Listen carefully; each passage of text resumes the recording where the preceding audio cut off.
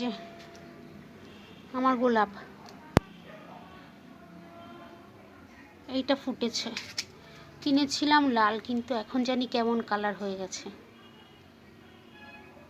এই যে ওই গাছটার চেহারা ভালো না। এইটা আরেকটা এখন পাতা গজাচ্ছে, একটাই মাত্র ফুল।